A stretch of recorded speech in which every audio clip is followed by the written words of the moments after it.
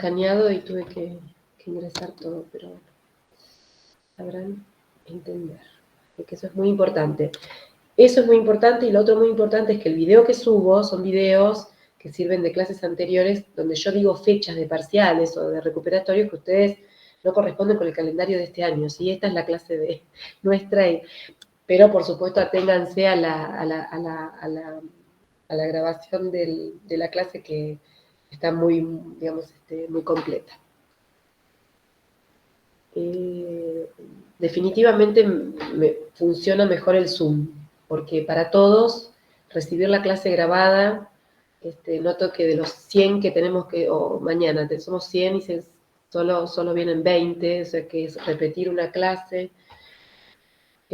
Funciona mejor con videos para mi gusto, y que las consultas incluso podamos hacerlas acá, sí, eso sí, como clase de consulta, pero como clase teórica me parece que funciona de la otra manera para ustedes, porque lo ven cuando ustedes pueden, y parece, no sé. Recibo opiniones. Alguna vez me dijeron, no, pero profe, yo quiero escucharte y hacerte las preguntas de manera... ¿Puede? Claro. Y yo soy un poquito habladora en mis clases, ya lo ven, y entonces está bueno detenerme, así, congelarme y pensar un poco lo que estoy diciendo. Yo lo sé, está bueno. De hecho, bueno, no me voy a comparar, pero me pasa que viendo los videos de grandes filósofos, por ejemplo, anoche me quedé mirando un video de Hannah Arendt, que quizá la conozcan por filosofía, una filósofa interesantísima, teoría política, teórica, filosofía política del siglo XX, y bueno, imagínense qué tamaños, momentos de reflexión y de ideas que ella iba alargando. Entonces yo me detenía en ciertos fragmentos, los volvía a repetir y quedarme, ¿no? Discutiendo, digamos, en virtual con esos videos, y eso es muy interesante, tener la oportunidad de poder hacerlo, ¿no? De poder repetir y repetir, esa es una bondad de estos tiempos tecnológicos, que antes no... También va en detrimento de la memoria, dicen algunos, pero bueno, funciona como para profundizar algunas cosas cuando no supimos captarlas a tiempo, ¿no? Detenerse. De modo que entonces usemos todos los recursos que tenemos, ¿sí? Vernos, y de todos modos lo hicimos así este cuatrimestre. Y usar esos videos. En el video sobre falacias, entonces, yo me dedico a analizar el capítulo de Irving Cobb, Introducción a la Lógica, sobre falacias no formales, que son un tipo de falacias que se encuentran en el discurso coloquial, digamos, en el discurso hablado. Las falacias formales tienen que ver con ya otra historia, que no la vamos a ver en esta cursada, es con, por así decir, tergiversar las formas lógicas. Algo de eso hablamos cuando dijimos esto es un falso modus tollens o esto es un falso modus ponens en algún momento, cuando hablé más adelante en otro capítulo de Copy sobre un argumento que él nos daba que se complicaba, pero tiene que ver con, digamos, con las estructuras formales, digamos, por así decir, darles apariencia de que hay una estructura lógica, pero en el fondo esa estructura lógica es inválida. No vamos a ver esta parte, vamos a ver una parte que es muy, por así decir, muy tradicional dentro del tópico del tema de las falacias, que son las falacias no formales, las falacias en las que incurrimos cuando estamos hablando, y muchas de ellas las encontramos en el discurso cotidiano y en el discurso político, en las discusiones más, por así decir, incluso más superficiales, ¿sí? Ahora se van a dar cuenta por qué. De este tipo de falacias no formales, por eso se llaman así, en el sentido del lenguaje natural, del lenguaje hablado, informales, podríamos decirles, hay dos tipos. Una es un gran grupo, digamos, consiste en aquellas que se llaman denominadas falacias de atinencia. Y otro en los, vamos a decir, en las falacias de ambigüedad. Las dos con A. Falacias de atinencia, falacias de ambigüedad. ¿Qué es una falacia? Dice, tu argumento es falaz, o estás siendo falaz en la argumentación, con Z, ¿no? Es una argumentación incorrecta. Vimos, la clase pasada nos dedicamos a teoría de la argumentación, que creo que es un tópico muy interesante sobre cómo llevar a cabo una discusión, por así decir, para que llegue a buen término, ¿sí? La idea de la razón dialógica, la idea de las condiciones posibles de un diálogo, de una argumentación correcta. Hoy vamos a hablar de cuándo incurrimos en argumentaciones incorrectas, es decir, en su opuesto, en la idea de que como buenos aprendices de lógica, ¿sí? Podemos detectar fallas en la argumentación, ¿sí? Empezar a, por así decir, a entrenarnos en detectar fallas, no solo en poder justamente desarrollar buenas argumentaciones, sino también en las trampas, digamos, que a veces caen otros o caemos nosotros mismos, ¿sí? Muchas veces yo he estado hablando y un colega, profesor de lógica me ha dicho, pero eso es ¿cómo? Pero eso es una falacia de tal cosa, ¿no? Y yo digo, sí, tenés razón, ¿sí? ¿No? Admitir que uno también cae en errores, ¿sí? Cae en errores, porque bueno, caemos en tantas cosas, ¿sí? Entonces, error en el razonamiento, error en la argumentación incorrecta, eso es una falacia, ¿sí?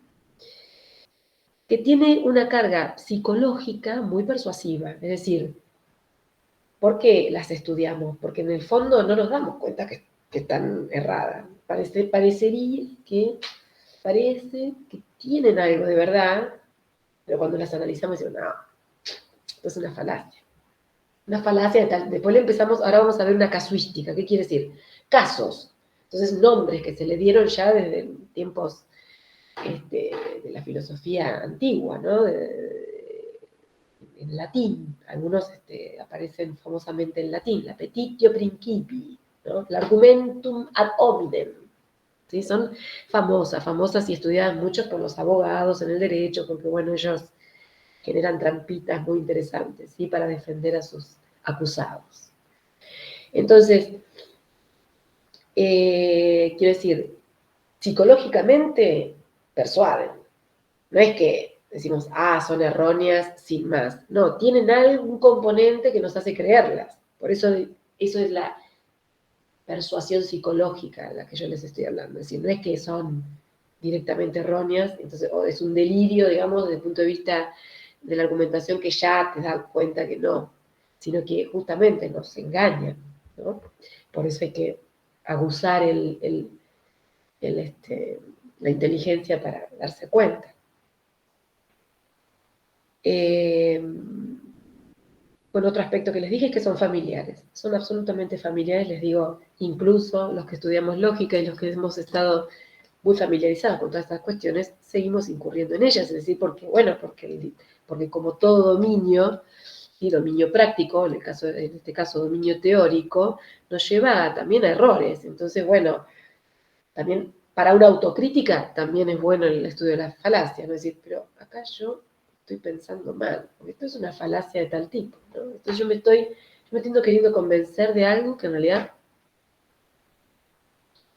guarda en su seno, por así decir, una falacia, no es un argumento correcto.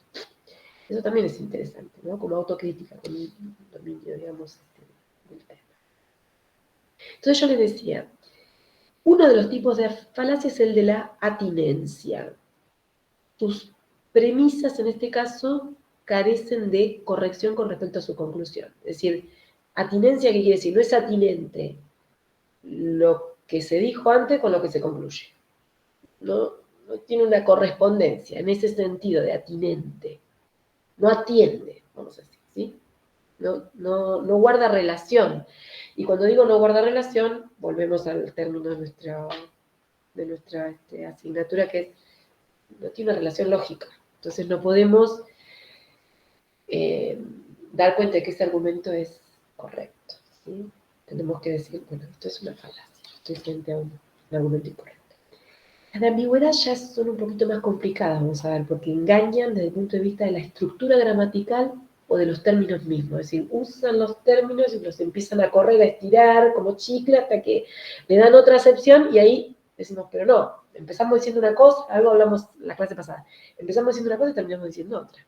¿Sí? Hay un equívoco, una ambigüedad, ahí está el tema de la ambigüedad. O sea, se genera una nube de polvo donde yo ya no sé ni de lo que estoy hablando. Pareciera que es verdadero, me quiere convencer o quiere dar cuenta de una verdad o de un argumento sólido y no lo es. ¿Sí? Bueno, esto era muy a grandes rasgos, ¿no? Algo que también les quiero decir es que las falacias utilizan mucho el lenguaje expresivo, algo que veníamos diciendo que la lógica siempre trataba de limpiar y limpiar, ¿no? Y dar más claridad, buscar términos unívocos en vez de ambiguos, ¿sí? Que puedan parecer varias cosas, que puedan significar varias cosas. En ese uso del lenguaje expresivo es donde justamente se encuentran las falacias, ¿no?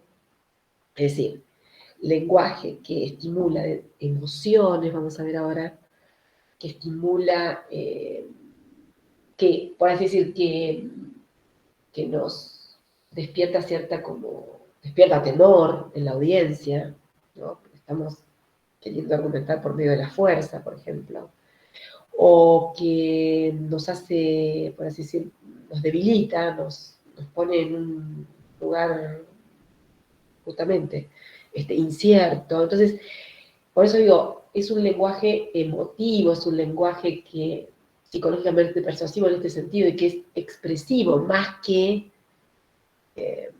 informativo. ¿Sí? Esto tiene mucha relación con lo que dijimos en la clase pasada acerca de la brevedad, decíamos, porque cuando uno no es breve, cuando uno no puede acotar lo que está diciendo, es decir, en el sentido de darle una definición, ¿sí? Precisa, decir, bueno, esto es esto. Si falacia, yo les dije, es esto. Pero si yo entro a otros campos y voy una digresión para allá y vuelvo para acá y vuelvo para el otro, y ya ustedes no saben de lo que yo les estoy hablando. Por ejemplo, supongamos, ¿no? Pero acá estamos yendo de una definición general, estamos dando una clasificación, estamos entrando a cierta casuística, les dije, es decir, hay casos, hay muchas falacias, ahí no sé, creo que Copy dice que hay no sé cuántas miles, qué sé yo. Pero no vamos, son 20, 30 que analizamos para saber, bueno, acá está pasando esto, ¿sí? Pero hay muchas. Imagínense qué formas de errarle, hay muchas, ¿sí? Muchas de ellas están analizadas, han sido famosamente analizadas.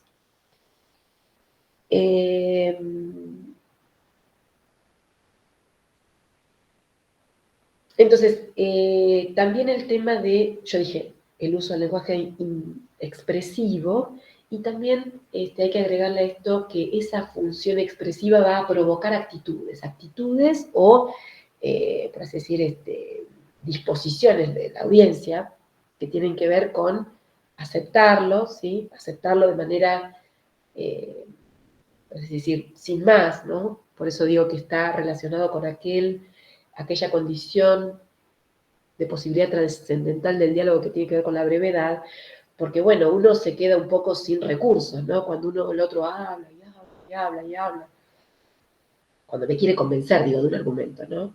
No en este caso que yo les hablo y hablo y hablo, porque les estoy dando una clase de lógica que ustedes están por primera vez viendo un tema. Si en el caso de yo querer, no sé, convencerlos acerca de algo, no sé, ¿cómo decir? de tener que dejar la carrera. Entonces yo les genero, y no vuelvo, y vuelvo sobre otro tema, y voy para allá, y por ahí tendría que dejar y ponerme a trabajar, ¿no? Supongo, imaginemos una hipótesis sobre una conversación posible, cualquier cosa, ¿no? Alguien que los quiera convencer de que ustedes en vez de estudiar tienen que trabajar, o al revés, ¿sí? En vez de trabajar tienen que estudiar. Entonces, yo los convenzo y los llevo por todos lados, ustedes no tienen modo de defenderse, por así decir, ¿sí? Personalmente, acerca de cuál es la decisión que ustedes tomaron y por qué la tomaron, ¿sí? No podemos hablar limpio, quiero decir. A eso me refiero que cuando no puede haber un diálogo. Lo fuimos a la clase anterior.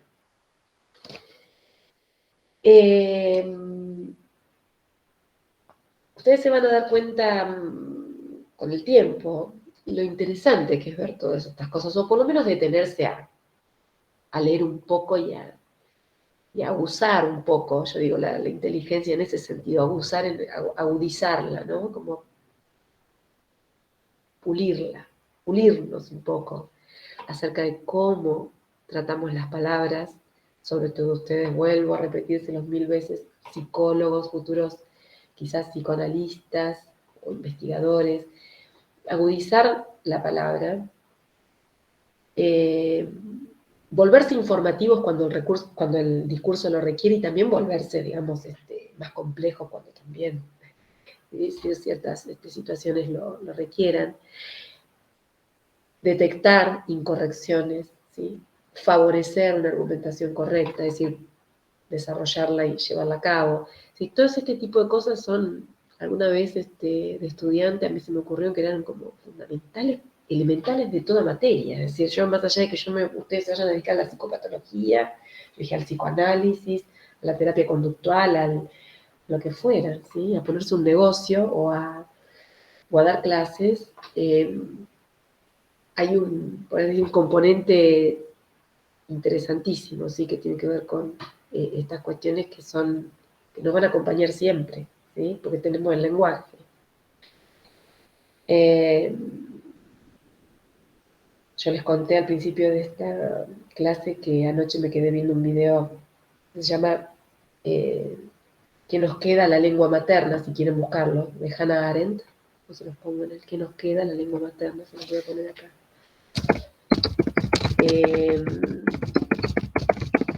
Donde ella analiza la filosofía política del siglo XX, y la vemos, digo, una filósofa en plena acción, filósofa interesantísima, y ahí está, que nos queda la lengua materna, Hannah Arendt, esto es de 1964, una entrevista que le hicieron, imagínense, hace un montón de años, ¿sí? En plena actividad de ella, pero ya habiendo pasado sus obras fundamentales, La condición humana y los orígenes del totalitarismo, el estudio sobre Eichmann, ¿sí? el torturador, bueno, en Auschwitz, digamos, una de las manos derechas de Hitler, etc. Ella fue fundamental en el siglo XX, y si ustedes la ven cómo argumenta acerca de sus teorías políticas, ¿no? Por supuesto, acá no estamos hablando, digo, en un momento dice, pero ahí me están atacando a mí. En el caso de que, bueno, el pueblo judío, digamos, la hace a un lado porque ella habla de Eichmann, que fue les digo, un criminal, que era que cuando ella se lo encontró y lo tuvo que entrevistar, a ella le encomendaron hacer un trabajo de este tipo, ¿sí? Entrevistarlo a este energúmeno, por así decirlo. Ella se dio cuenta que este hombre no era ningún ser fuera de lo común, es decir, había hecho las atrocidades más, digamos, había llegado, por así decir, al abismo del mal, de todo el mal que se pueda imaginar en este mundo, y cuando ella se lo encuentra, no se topó con ninguna persona que tuviera, por así decir, ninguna falla de punto de vista, digamos, ningún psicópata. No era un psicópata. Ella dijo, Eichmann es un padre de familia. Entonces, claro, los judíos, ella perteneciente al pueblo, o sea, los sionistas, en los extremos, ella perteneciente vamos, ella es judía, ni más ni menos, le dijeron, ¿cómo vas a decir que Eichmann es un padre de familia? O sea, por decir, se le pusieron en contra no solo los nazis, a los cuales, por supuesto, en contra de los que ella estaba elaborando su trabajo, sino que también sus propios, por así decir, los judíos. Dijeron, ¿cómo va a ser el corolario de tu estudio esto? ¿No? Pero entonces ella dijo que eso para ella había sido una gran ironía y que ella es una persona irónica y que lo que ella estaba diciendo era verdad, era una verdad, era un argumento. Es decir, ella no tenía ninguna pericia de punto de vista, no se le podía adjudicar a esa persona ningún tipo de, por así decir, anomalía psicológica, sino simplemente era un hombre que había seguido órdenes, y que que era un padre de familia, una persona simple. O sea que el mal, en un punto, había sido producto de algo así como de una, que es el término que ella usa, de una situación banal. Eso fue lo que como filósofa la descolocó completamente, porque ella esperaba encontrarse a un ser abominable. No lo encontró. Dijo eso, y como ella dijo, yo dije la verdad. Y ustedes me están atacando a mí, digamos, desde el punto de vista de las falacias. Volvamos a nuestro tema. Lo que quiso decir Hannah Arendt en este diálogo es, están atacando a la persona, pero no al argumento que yo les estoy dando. Yo les estoy dando un argumento, que fue un gran argumento que atravesó mucho digamos, de la filosofía que siguió en torno a estos temas, ¿sí? La banalidad del mal, así se llama el artículo del que les estoy hablando.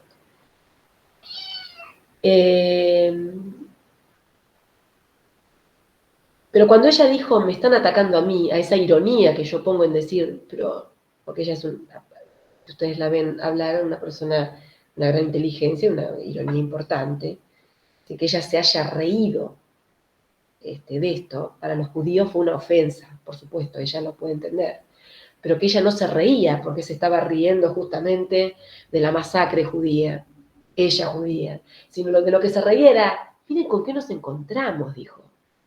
Miren con qué nos encontramos. Yo no imaginé que esto había sido perpetrado por este personaje, ¿no? Bueno, complejidades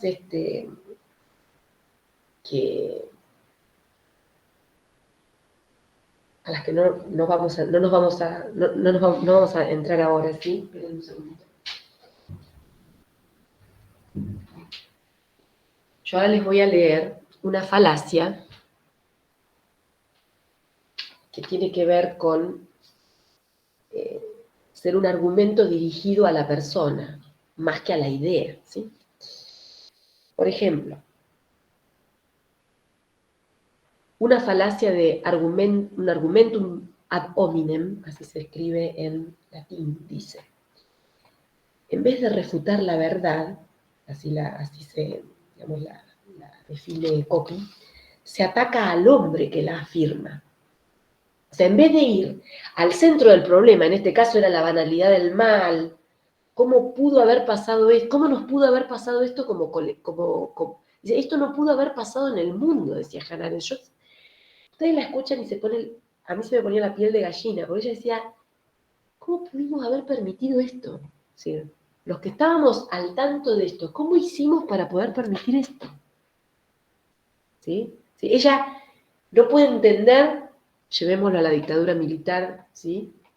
De nuestros años oscuros, cómo, por así decir, pudimos estar al tanto y haber sostenido esto. Eso fue Para ella como algo así como es un abismo del cual no regresamos, porque errores hay de todo tipo, pero esto que le sucedió al pueblo judío, por así decir, y todo el pueblo alemán que fue, no todo, pero digamos, el pueblo que, no todos los alemanes sostuvieron esto, ¿no? Pero aquellos que lo sostuvieron incluso intelectuales. Ella decía, yo no soy filósofa, yo no quiero ser filósofa, porque los intelectuales han apoyado la masacre judía. Entonces ella se quiere como separar de la filosofía en ese sentido, en que los filósofos, muchos de los colegas de ella, en nombre de las ideas del pueblo ario, y ustedes saben, ¿no? De la pureza de raza, siguieron, por así decir, defendieron lo que defendieron, ¿no? Entonces ella decía, no, por favor, no me digas que yo soy filósofa, porque yo no soy filósofa, yo soy una simple teorizadora de la política, eso quiso decir, en ese sentido, apartarse de la filosofía porque ella había tenido una experiencia personal con el círculo filosófico muy decepcionante. Entonces digo, en vez de refutarle la verdad a Hannah Arendt, lo que hicieron fue atacarla por lo que afirma, digamos, atacarla a ella. Les voy a dar el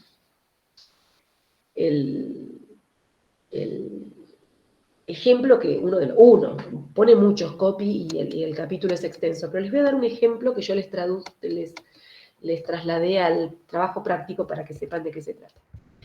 Por ejemplo, escuchen esto, no tenemos por qué aceptar la ética kantiana, puesto que Kant, que ya lo conocerán por filosofía, fue un solterón amargado y aburrido, enfermizamente metódico. Ustedes saben que Kant no salió de Königsberg, que era un solterón y que era medio amargado y que era medio aburrido, que su filosofía es muy metódica, todo eso saben. Pero no podemos decir que su filosofía no merece la pena estudiarse porque, bueno, está más allá de toda duda, ¿no? ¿Sí? Estamos en quienes, por así decir, aprecian, ¿sí? Los desarrollos de la filosofía. Kant ha sido una de las máximas figuras del siglo XVIII, la filosofía moderna, ya ha instalado, si todavía seguimos hablando cuando hablamos de argumentación suficiente e insuficiente, por ejemplo, para traerlo al campo de la lógica, Kant ha hecho un gran aporte. Kant dijo, la metafísica, lo nouménico, de eso no se puede, no podemos acceder. Podemos saber sobre Dios, podemos imaginar hipótesis sobre la existencia de Dios, sobre la existencia del mundo, cómo es que estamos aquí, pero no lo podemos conocer. Él hizo una distinción enorme, ¿sí? La crítica de la razón pura empieza con justamente el dominio de cuál es la posibilidad de nuestro conocimiento, las categorías, digamos, las formas de conocimiento que tenemos en este mundo, ¿sí? Mientras que el saber de lo fenoménico, él dice, podemos conocer los fenómenos, pero de lo nouménico solo podemos saber, lo nouménico en el sentido de esas ideas que yo les digo, Dios, por ejemplo. Solo podemos imaginarlas como un ideal, ¿sí? De hecho, él las sostiene como ideales. No es que dice, no, Dios no existe. Como no sabemos que no existe ni que existe, decido ponerlo como una idea de la razón, que sea una especie de motor, ¿sí? De mis propios, pero los límites del conocimiento son los que establece Kant con su filosofía crítica en la edad moderna. Entonces no podemos decir que porque era como decíamos, era un solterón amargado y aburrido, entonces no hay que leerlo. Pero me extendí en Hannah Arendt y me extiendo en Kant para llegar a esto. Cuando yo les dije, la falacia presume verdad, es psicológicamente persuasiva y no es tan, por así decir, tan inofensiva, a veces nos hace creer que es verdadera. ¿Cuántas veces nosotros nos encontramos con argumentos de este tipo? ¿Cuántas veces? ¿Sí? Ay, pero esa maestra que con los pelos así, ¿qué va a pretender? ¿Qué tiene que ver los pelos de la maestra con con cómo ella enseña. Por ejemplo, les estoy diciendo, bueno, ahora invento a lo teatral, ¿no?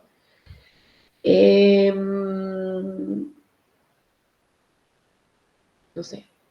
Pero ¿cómo me va a decir el psicólogo lo que tengo que hacer si él no es padre? ¿Y qué tiene que ver que no sea padre? Él estudia psicología. Y puede, por así decir, puede, por supuesto que quien tiene la vivencia tiene digamos, pero muchas veces, muchas personas que no tuvieron la vivencia que tenemos nosotros, nos pueden ayudar. ¿Están de acuerdo conmigo en esto? ¿No les pasó alguna vez? Yo tengo amigas que no tienen hijos y a veces me dicen cosas que me dejan con lo... Y no tienen hijos, pero ellas, che, Marianela, pero ¿no te parece que...? Y yo, ay, sí, porque capaz que yo estoy muy implicada en ser mamá, por decir así, ¿no? Ustedes tendrán otras, en este momento, otras realidades, quizá, de estudiantes, por ejemplo. Pero digo, el argumentum ad hominem, volvamos y no nos vayamos del tema, es un argumento muy potente, y que es potente en el sentido de que se usa mucho, y se usa constantemente, y constantemente tenemos que ir ¿cómo se dice?, a desenmascararlo, decir, no, pero esto, vos estás atacando a la persona, pero no lo que está diciendo, no el valor de lo que fuera, ¿no? ¿Me siguen hasta ahora? Entonces, ¿qué pasa? No hay una atinencia, por eso la falacia de argumentum ad hominem no es una falacia o es un argumento inatinente, es una falacia de atinencia. O sea, su atinencia es falaz, porque no se puede, por así decir, relacionar o coordinar lo que está diciendo con la conclusión a la que quiere llegar, ¿sí? O sea, con lo que me está diciendo, por así decirlo, buscar en el pelo o en que es solterón el hecho de que no se tenga que usar su obra o que no tenga validez la obra filosófica de Kant, ni, por así decir, la clase que da una maestra, porque tiene, no sé, vamos a decir, nosotros vivíamos en Finlandia con mi hijo menor y su maestra era punk, entonces llegaba y tenía los pelos así rojos, y era divina, y realmente para mí fue una maestra superior en muchos aspectos, realmente un ser único, ¿no? Para Lautaro, que fue mi hijo, que él empezó su jardín allá, en Finlandia. Pero vos la veías y te llamaba la atención, no era una maestra convencional, era una maestra con los pelos así, todos rojos, y parecía un sol su cabeza, y toda llena de anillos y toda tatuada, y así esperaba a sus pequeños pimpollos que llegaban con pañales. ¿Sí? Entonces decías, uy, ¿quién es ella? ¿Cómo los cuidará? Y sin embargo no tenía relación, o sea, era una persona amorosa realmente, pero el impacto era raro, porque bueno, era una persona única, ¿no? No era una maestra, ¿no? Como por ahí nosotros estamos acostumbrados, guardapolvito rosa y no sé, y toda dulce, por ahí les ponía, qué sé yo, heavy metal para cuando estaban nerviosos, entonces ellos, ¿sí? Imagínense una situación así, cualquiera diría, pero esta maestra los estará educando bien. ¿Y qué tiene que ver? Estás, por así decir, supongamos, ¿no? No es mi caso, supongamos que fuera una persona que no esté de acuerdo con no sé, con el atavío punk o lo que fuera. Entonces, no, pues, bueno, pero eso es argumentar sobre la persona, pero no sobre lo que está haciendo. Ahora, si ella está haciendo cosas, o si yo lo hubiera visto haciendo cosas que a mí no me interesaban que hiciera con nuestros hijos o como maestra, era otra, ¿sí? Es decir, mi argumento hacia ella, porque ella estaba siendo maestra, a mí no me importaba que tuviera los pelos rojos, me encantaba además. ¿Sí? ¿Estamos? Miren por dónde nos fuimos, por todos lados, pero yo quiero llegarles porque esto es un plus, esto no está en el video, ¿sí? Son cosas que son más, por así decir, para entrar en tema y que funcionan como única vez, porque nos vemos hoy, ¿sí? Otra es la apelación a la fuerza. Por ejemplo, se apela a amenazar para que se acepte la conclusión. Fíjense un argumento que yo les pongo en el práctico. O sea, mediante la amenaza quiero conseguir que sea aparentemente verdadero lo que estoy diciendo. Fíjense. Señor Pérez, el intendente se siente muy molesto por la investigación que usted está llevando a cabo en su periódico, en su diario, para aclarar lo que ocurrió con la instalación del parque de diversiones Parque Mar. Y acá viene la conclusión. De modo que la investigación esa no conducirá a ningún resultado positivo. Esto es famosamente un apriete, ¿sí? Político. Es decir, señor Pérez, a ver, ¿sí? Le está diciendo, el intendente está muy molesto por lo que usted está haciendo. ¿Sí? Supongamos un recinto, una redacción de diario, ¿no? Entonces el señor Pérez está haciendo una investigación neutra acerca de lo que ocurrió hipotéticamente con el caso del Parque Mar, parque de diversiones, había habido algún accidente o lo que fuera, ese parque tiene que ser investigado, a ver qué pasó con las máquinas, lo que fuera, ¿sí? Pero fíjense, esa investigación no conducirá a ningún resultado positivo. ¿Es así? Si le está queriendo argumentar por el lado de la fuerza, por eso se llama apelación, falacia de apelación a la fuerza.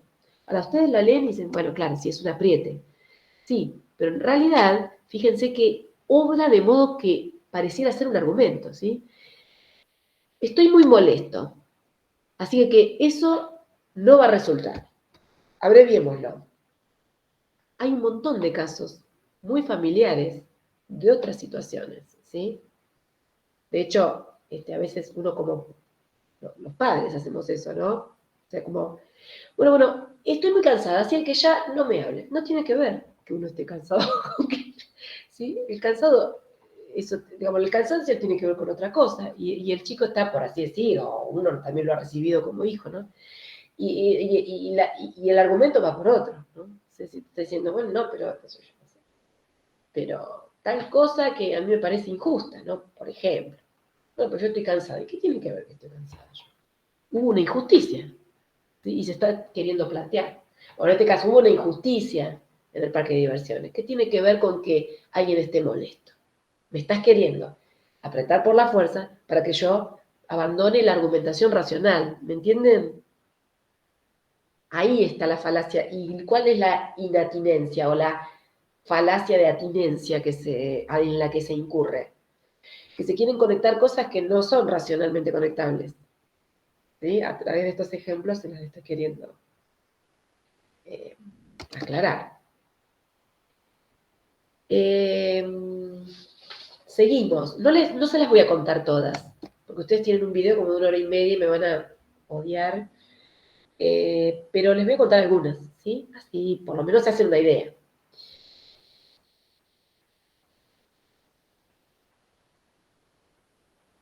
Imaginemos el argumentum ad misericordiam, es otro término en latín que aparece, llamado a la piedad, falacia de llamado a la piedad. Consiste en buscar compasión de alguien para que acepte como verdadera la conclusión.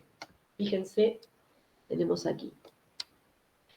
Un defensor, estamos ante un juicio, un defensor para probar la inocencia de su defendido alude al hecho de tener hijos pequeños que quedarán desprotegidos si se los condena. Fíjense, es decir, yo abogado de un criminal, abogada de un criminal y digo, pero tiene hijos pequeños, no podemos encarcelarlo, lo que fuera, ¿no? No podemos darle una pena tan larga porque pero si él hizo lo que hizo, no es argumento, ¿sí? Evidentemente, recurrir a la piedad no es argumento, ¿no? ¿Estamos de acuerdo?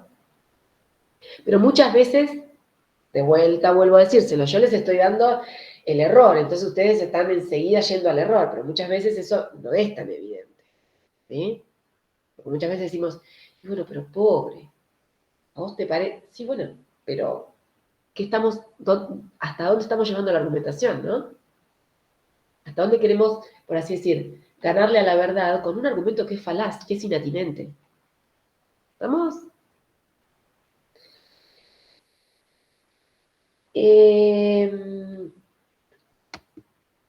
Por ejemplo, el argumentum ad populum. Estoy yendo al texto y por eso me voy. Ad populum, apelación al pueblo.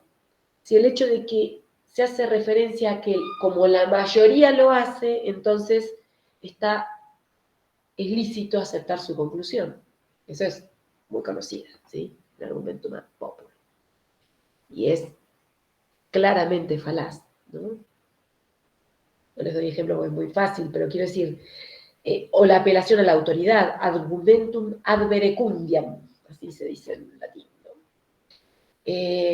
Consiste en invocar a alguien prestigioso en el campo que se discute para apoyar la verdad de la conclusión. Entonces yo pongo a Darwin para decir, bueno, las religiones no tienen que existir. ¿Okay? El origen de las especies, ¿sí? La evolución ya me explica todo. Cuando sabemos que discusiones enormes en torno a la relación entre la evolución y el creacionismo, ustedes saben, ¿no? Digamos, si hay Dios, si no hay Dios, quién creó el mundo, etcétera, el origen del mundo. Pero yo digo, no, pero Darwin dijo tal cosa, me agarro de ese párrafo y digo, Dios no existe. Recuerden a Kant, no sabemos si no existe. Tampoco sabemos que existe, pero no sabemos si no existe. No sabemos ninguna de las dos cosas. Desde el punto de vista de la fundamentación, Gino Roetti, en su teoría de la argumentación, trata admirablemente lo que son los argumentos ontológicos de demostración de la existencia de Dios. Santo Tomás, San Anselmo y todos los medievales. Y realmente son pruebas racionales de la existencia de Dios absolutamente impecables. ¿Sí? Pero no tenemos el hecho físico. ¿Verdad? Bueno, puede ser que nuestras facultades no lleguen a poder, ¿sí? Percibir ciertas cosas. Pero eso es otro cantar, ¿no? Es decir, bueno, las religiones no existen, las religiones no debieran existir, más allá de que uno pueda considerar que el ateísmo es una vía o que el agnosticismo es una posibilidad, digamos, para cada uno personal. No hay argumentos para decir que las religiones no debieran existir, o hay, pero son discutibles, quiero decir, son insuficientes, son argumentación insuficiente, los hay, claro que los hay. ¿Sí? Y lo mismo, lo contrario, decir, bueno, no, todos debiéramos creer en Dios. Bueno, es una argumentación insuficiente, ¿sí? Hay un montón de modos de demostrar que no hace falta creer en una entidad superior, en algo trascendental. Sin embargo, bueno, filosofías del siglo XX, ¿no? Pero hay que abrir otros panoramas, pero ustedes fíjense, ¿no? Si argumento por la autoridad, lo que dice tal autor, y entonces yo doy por así decir, por verdadero algo. No, eso lo dice Darwin, ¿sí? Y es una argumentación de tipo, por supuesto, documentada, suficiente en un grado, pero no es absolutamente demostrada, suficiente en el sentido roetiano que vimos en la clase pasada, más allá de toda duda, ¿sí? Le damos un grado de suficiencia porque hay documentos y porque hay, es decir, un estudio de los fósiles, del cambio, de las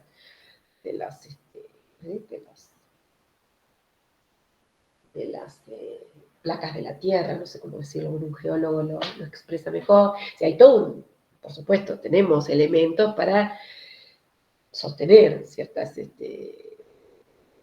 hallazgos que fueron darwinianos que son interesantísimos, ¿no? ¿Me siguen hasta acá? Bueno, voy mirando alguna otra para ir contándoles.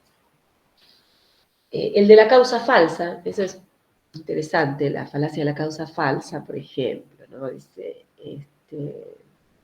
el señor X, sufría de un fuerte resfrío, bebió 3 frascos de una cocción a base de una hierba secreta y en 2 semanas se curó. Bueno, esa hierba secreta, muchas veces la pseudociencia, lo que se llaman las las medicinas alternativas, y qué sé yo, a las cuales nosotros, muchos, digamos, empáticamente le damos crédito, pero muchas veces podemos decir, bueno, pero no es mágico, no es, a ver, ¿qué componente tiene esa hierba para haber curado determinada afección, ¿no? Determinado, bueno. sabemos, si no es tan aleatorio, quiero decir, a eso me refiero, ¿sí? Sino que hay más allá de que la medicina alternativa cuente con la no medicamentalización, por así decir, anticonsumo, institucionalización de ciertas, por ejemplo, todo el debate en torno a las vacunas, etcétera. Bueno, tampoco es cualquier cosa, digamos. Si yo digo, bueno, me voy a tomar un té con jengibre, que me haría muy bien ahora porque estoy recongestionada, yo sé que es un descongestivo y tiene otro nombre. Bueno, tiene ciertas propiedades que me van a hacer muy bien en el estado en que estoy, ¿sí? Entonces, el hecho de decir, por otro lado, que el jengibre va a curar todo el COVID, que va a curar todo tipo de, por así decirlo, no sé, afecciones bueno, ya ahí ya estoy incurriendo en la falacia de la causa falsa, porque me estoy dando una autoridad que no lo tiene, ¿sí? Generalmente sucede que sí, pero no puedo decir que por haber tomado una hierba, en este caso el jengibre tiene un grado de, por así decir, de aceptabilidad y de fundabilidad muy superior a que yo agarre, vaya al jardín mío y me agarre cualquier yuyo y me lo tome y digo, me curo. Esto tiene que ser curativo para todos, ¿sí? La causa falsa, ¿no? Pero muchas veces, yo digo, en discursos pseudocientíficos extremos, es complicado porque sucede esto, ¿sí? O yo llevé a la prueba tal corazoncito que me dio mi abuelo, y si vos lo llevás, te va a ir bien. No, la causa falsa, ¿sí? Es como un efecto mágico, es un efecto, muchas de las, ¿no? Ay, tiene un nombre que ahora no me sale, pero de los no me va a salir definitivamente, amuletos, muchos de los amuletos, de este tipo, digamos, de recurrir a estos fetiches, ahí está, fetiches, tienen que ver con una falacia de causa falsa, ¿sí? Nadie va a poder decir, bueno, esto es racional. Hay un componente mágico en esa, que no discuto totalmente, por eso, porque, a ver, estamos entrando en terrenos muy complejos, ¿no? Pero que muchas veces, bueno, nos llevan a dudar de que esa sea la causa, ¿sí? De que haya curado completamente todo el resfrío esa hierba mágica, ¿sí? Podemos imaginar un montón de ejemplos. Vamos a ir a las falacias de ambigüedad. Hay muchas falacias de atinencia que no nombré y que las van a encontrar en el video y en el texto, ¿sí? Y tienen un trabajo práctico donde yo simplemente les menciono A, B, C, D y les doy ejemplos, muchos de los que les acabo de leer, y ustedes simplemente tienen que ponerle, consiste en autocorregirse, saber si entendieron, esta es una falacia ad hominem, esta es una falacia de apelación a la fuerza, esta es una falacia ¿no? de causa falsa, ¿sí? No les doy el nombre yo, no les doy la ayudita, sino que ustedes, que les sirva para saber, a ver si yo leo esto y digo, ¿qué tipo de falacia será esta? Ustedes tienen la absoluta ayuda en el video y en el texto de copy, ¿sí? Donde aparecen esos ejemplos, además. ¿Estamos? Pero el trabajo práctico simplemente lo que hice fue tirarles una serie de falacias, una de cada, y que ustedes le pongan, ustedes agilicen y esto es, la reconozcan, sin darle la ayuda, digamos, no es un apunte en el sentido, por eso es trabajo práctico, para que ustedes se las ingenien a medida que lo van entendiendo, ¿sí? Bueno, vamos a pasar un ratito, estamos a las 3 de la tarde, falacias de ambigüedad, les voy a contar un poquito. Son razonamientos cuyo significado oscilan, esa es la definición de copy, el significado oscila, es decir, es ambiguo, y cambia de manera más o menos sutil en el curso de un razonamiento. Es decir, me va cambiando el significado a medida que yo voy avanzando el razonamiento. Entonces ya ahí es falaz, ¿sí? Pero falaz desde el punto de vista de la ambigüedad, no de la atinencia, es otro tipo de falacia, no formal. Volvemos sobre la clasificación que empezamos, ¿sí? Es decir, que es en la que es un tipo de falacias que se encuentran en el discurso cotidiano, vamos a decir. Y en ciertos discursos un poco más complejos como el del derecho, ¿sí? La defensa, ¿sí? El defensor, su defendido, el abogado defensor, perdón, el acusado, ¿sí? Su defendido. Muchas veces los abogados incurren en interesantísimas, ¿sí? Trampas del lenguaje para poder justamente ganar el juicio, ¿no? Ante ese tipo de, por así decir, de argucias del lenguaje se levantó la lógica en el sentido de que te propone como una sanitización de la retórica, como una forma de evitar que seamos engañados, ¿sí? El equívoco, es equívoco, estos términos son equívocos. ¿Qué quiere decir con esto? La mayoría de las palabras tienen más de un significado literal, eso lo sabemos. Si confundimos los diferentes significados que puede tener una palabra o frase y la usamos dentro del mismo contexto, lo estamos usando de manera equívoca.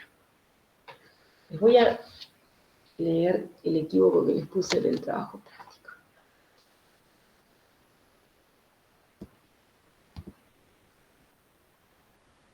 El fin de una cosa es su perfección. La muerte es el fin de la vida. Por tanto, la muerte es la perfección de la vida. ¿Escucharon? De vuelta, lo voy a repetir. El fin de una cosa es su perfección. La muerte, para los seres humanos o para cualquier de las especies vivientes, es el fin de la vida. O sea que fíjense que acá está confundiéndose el fin de una cosa como su perfección con la muerte como la perfección. Por lo tanto, la muerte es la perfección de la vida. Ese argumento es falaz, ¿sí? No podemos decir que la muerte como instancia, en todo caso es el término, es el objetivo final, el objetivo en el sentido, la instancia final, pero no es el objetivo final de nuestra vida, ¿sí? Entonces, la perfección en el sentido de pureza del objetivo, ¿sí? Como que toda nuestra vida tenga sentido por la muerte. Eso quiere decir, es falaz, ¿sí? Se confundió el fin como perfección, ¿sí? Fíjense, el fin de una cosa es su perfección. El fin, en el sentido de objetivo principal, es su perfección, ¿sí? La finalidad de esta cátedra es que ustedes sepan reconocer argumentos válidos, ¿sí? O inválidos, incorrectos. La finalidad en el sentido de la perfección. Por así decir, cuanto más atendamos al fin de esta materia, nos vamos a estar acercando, por así decir, a la perfección, ¿sí? En ese sentido amplio, ¿no? Perfecta en el sentido de decir, fue perfecta porque llegó a su objetivo. Pero cuando dice la muerte es el fin de la vida, ya ahí el fin no es tenido como perfección, sino como el último momento de algo, ¿no? La terminación, el momento en el tiempo. Fin está usado de manera equívoca. ¿Me estás entendiendo ahora? Es fin la palabra que está usada con dos. Una es como objetivo, pureza por así decir, finalidad, de la finalidad de algo. Y la otra es como el último momento, en el tiempo. La terminación de la vida. Entonces, fíjense a qué argumento nos lleva. Por lo tanto, ustedes que ya saben de premisas, fueron dos premisas. El fin de una cosa es su perfección, la muerte es el fin de la vida. Por lo tanto, la muerte es la perfección de la vida. Cualquiera que escuche este argumento dirá, ¿qué argumento más filosófico? un argumento falaz, como que la muerte es el fin de la vida. ¿Fin en qué sentido? Fin en el sentido, en uno de los sentidos, pero fin en el otro, es equívoco. ¿Estamos? Estoy incurriendo en un equívoco. Empecé diciendo fin de un modo, seguí diciendo fin de otro y terminé con otra cosa que no tenía nada que ver. ¿Sí?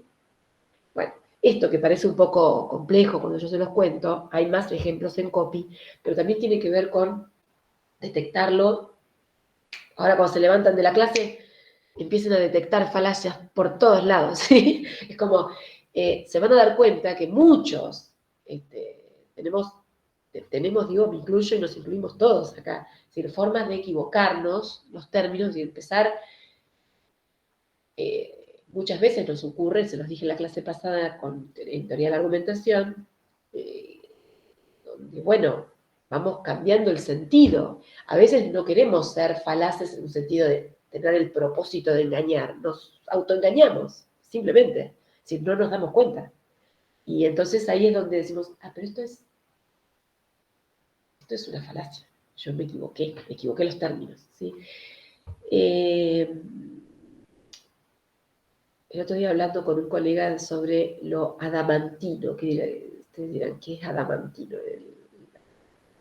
La calidad de algo de ser diamantino, es decir, de tener las propiedades de un diamante. ¿Qué quiere decir? Sacarle todas las, por así decir, el resto, los desechos, y volver diamante algo, ¿sí? Que en este caso es el mineral, ¿no?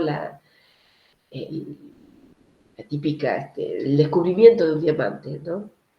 En torno a la piedra bruta, es un poco el ejercicio que estamos haciendo cuando decimos del lenguaje cotidiano, de toda esa, por así decir, gran masa de palabras, estamos queriendo conducirlo de manera diamantina o adamantinamente, es decir, sacando el brillo a algo, ¿sí? No, pero esto, yo quiero decir esto. Cuando ustedes encuentran un discurso filosófico adamantino, quiere decir que la persona ha cultivado excelentemente su lenguaje, ¿sí? Lo ha purificado de todo tipo de inconsistencia, incoherencia, equívocos, ¿sí? Bueno, el equívoco es una de las más importantes. Hay muchas más, como el énfasis, o sea, enfatizar una palabra para darle importancia a lo que se está diciendo, cuando en realidad, de vuelta, se está incurriendo en una falacia, etc. Los dejo en este momento para que vayan al video y empiecen a instalarse en esta casuística, que yo ya les fui adelantando, vayan al práctico y vayan nombrando una por una, así a medida que las van leyendo el copy.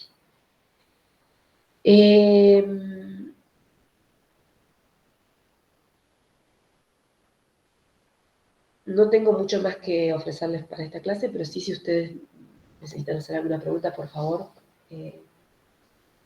aquí estoy. ¿Necesitan alguna ayuda? Que vuelva a repetir algo, aclarar. Profe, perdón.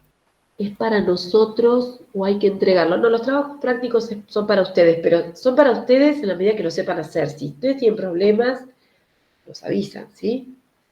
Sí, es una autocorrección, es decir, me sirve, me monitoreo, a ver, yo te ayudo a ver si estás entendiendo. Si hay algo que no se entiende, pónganlo en foro o...